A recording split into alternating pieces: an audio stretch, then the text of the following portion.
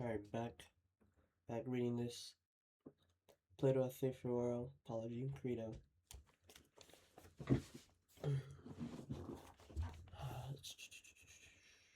Where did we leave off?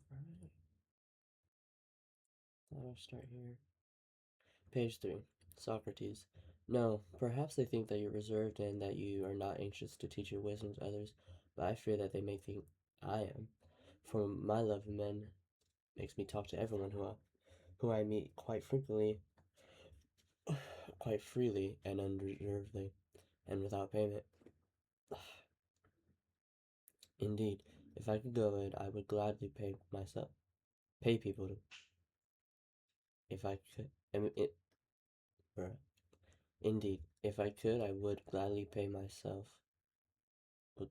pay people myself to listen to me.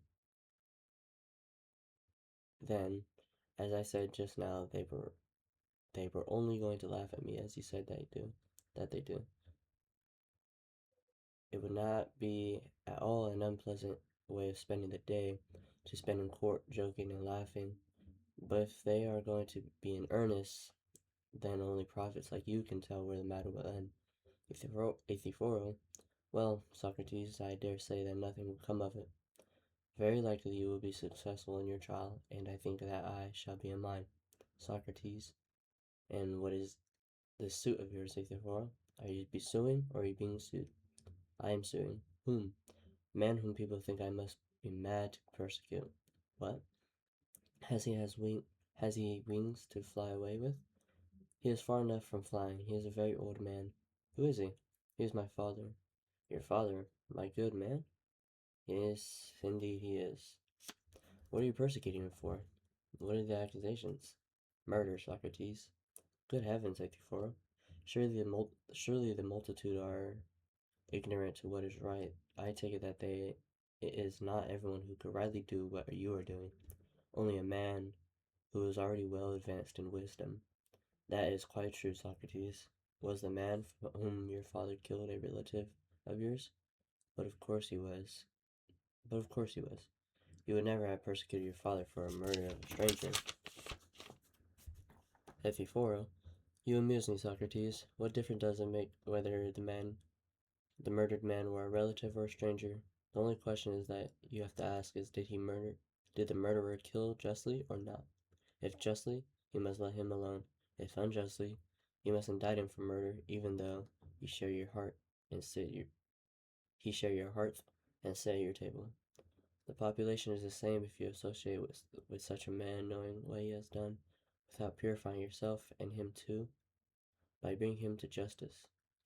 In the present case, the murdered man was a poor laborer of mine, who worked for us on our farm in Naxos. While drunk, he got angry with one of our slaves and killed him. My father therefore bound the man hand and foot and threw him into a ditch, while he sent Athens to ask the priest what he should do. While the messengers were gone, he entirely neglected the man, thinking that he was a murderer, and that it would be no great matter, even if he were to die.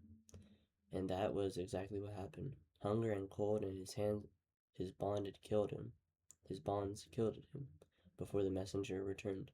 And now my father and the rest of the family are indignant with me because I am persecuting my father for the murder of this murderer. They assert that he did not kill the man at all, and they said that even if he had killed him over and over, the man himself was a murderer, and that I I ought not to concern myself with such a person because it is impious for a son to persecute his father for murder. So little, Socrates, do they know the divine law of piety and impiety. Socrates, and what do you mean to say, Euthyphro? That you think that you understand the divine things and piety and impiety so accurately that in such a case you have stated you can bring your father to justice without fear that yourself may be doing something impious? Impious? My bad. Euthyphro, if I did not understand all these matters accurately, Socrates, I should not be worth much. Euthyphro, would not be any better than any other man. Socrates, then, my dear Euthyphro, I cannot do better than become your pupil and challenge Meletus on this very point before the trial begins. I should say that I had always thought it being very important to have the knowledge about divine things, and that now, when he says that I offended my says that I offended by speaking carelessly about them and by introducing reforms, I have become your pupil, and that I should say, Meletus, if you acknowledge Euthyphro to be wise in these matters and to not hold the correct belief, then think the same of me and do not put me on trial. But if you do not, then bring a suit, not against me, but against my master for corrupting his elders, namely, myself whom he corrupts by this teaching, and his own father, who he corrupts by admonishing, admonishing and punishing him. And if I did not succeed in persuading him to release me from the suit, or to indict you in my place, then I could repeat my challenge in court. At the forum, yes, by Zeus. Socrates, I think I should find out his weak points if you were here to try to indict me. I should have a good deal to say about him in court long before I speak about myself. Socrates, yes, my dear friend, knowing this, I am anxious to become your pupil. I see that Meletus here, and others too, seem not to notice you at all. But he sees through me without difficulty and once persecuted me for impiety. Now, therefore, please explain to me what you are so confident just now that you told me. Oh, please explain to me what you were so confident just now that you knew. Tell me, what are the are tell me, what are the righteousness and sacrilege with respect to murder and everything else? I suppose that piety is the same in all actions, that impiety is always the opposite of what the fuck? I suppose that piety is the same in all actions, and that impiety is always the opposite of piety, and retains its identity, and that, as impiety, it always has the same character, which will be found in whatever is impious. Euthyphro, certainly, Socrates, I suppose so. Socrates, tell me then, what is piety and what is impiety? Euthyphro, well then, I say that piety means persecuting the individual. Piety means persecuting the unjust individual who has committed murder or sacrilege or any other such crime as I am doing now, whether he is your father or your mother or whoever it is, and I say that impiety means not prosecuting him. And observe, Socrates, I will give you a clear proof, which I have already given to others, that it is so, and that doing right means not letting off unpunished the scurrilous man, whosoever he may be. Men hold Zeus to be the best and the most just of all gods, and they admit that Zeus bound his own father, Cronos, for wrongfully devouring his children, and that Cronos, in his turn, castrated his father for similar reasons. And yet these same men are incensed with me because I proceed against my own father for doing wrong. So see, so you see, they say only one thing in the case of gods and quite another in mine. Socrates, is not that way why I was being prosecuted at the furrow? I mean, because I find it hard to accept such stories people tell about gods. I expect that I shall be found in fault because I doubt these stories. Now, if you do understand all these matters so well, agree in holding all these tales true, then I suppose that I must yield to your authority. What could I say when I admit to myself that I know nothing about them? But tell me, in the name of friendship, do you really believe that these things actually happen? Euthyphro, yes, and more amazing things too, Socrates, which the multitude do not know of. Socrates, then, you really believe there is a war amongst the gods and bitter hatreds and battles, such as the poets tell of, and which the great painters depicted in our temples, notably in the pictures which cover the robe that is carried upon to the Acropolis at the great Panathenaic festival? We are to say that these things are true, Euthyphro? Euthyphro? Yes, Socrates, and more besides. As I was saying, I will report to you many other stories about divine matters if you'd like, which I am sure will astonish you when you hear them. Socrates, I dare say, you shall report them to me at your leisure another time. At present, please try to give me a more definitive answer to my question, which I asked you just now. What I asked you, my friend, was, what is piety? And you have not explained to me to my satisfaction.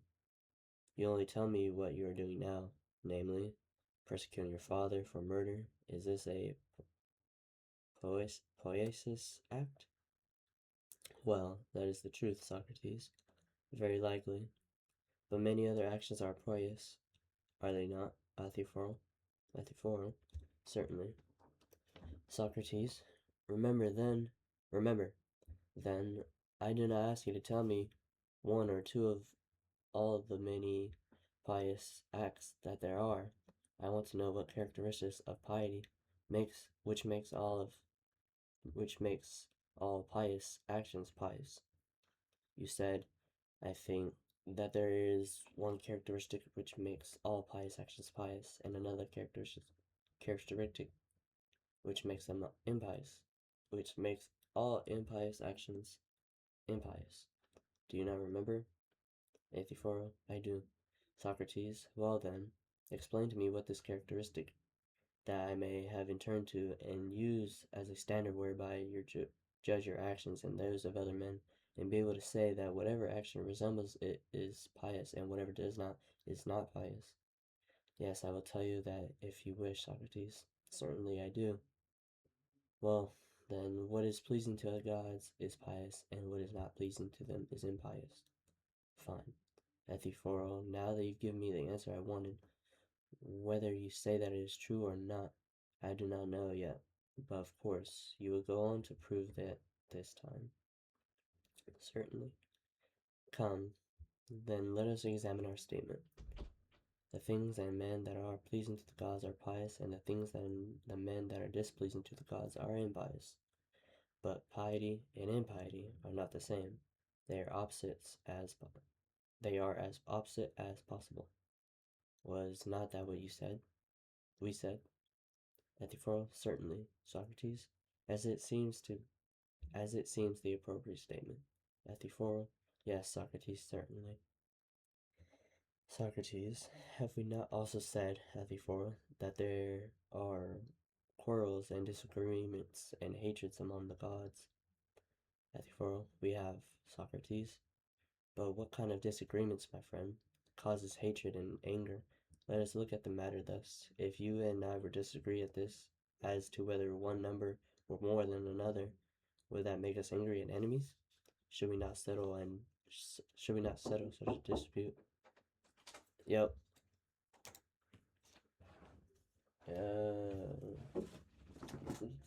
Where'd you get that? H&M. I need that. Like in the new Star Wars. Should we not settle? Huh? You fuck with the new Star Wars. Azuna? Shit, I might wear mine now. Nigga, I got 3 buttons, nigga. It's got buttons and shit. You got like 4 buttons. Nigga, what if you have to take a piss, bro? I'd be so scared. No. 30 seconds.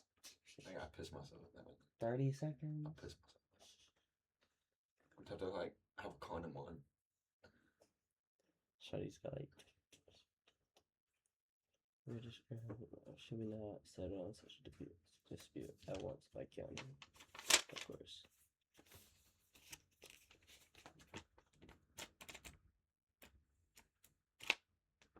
This place is fire.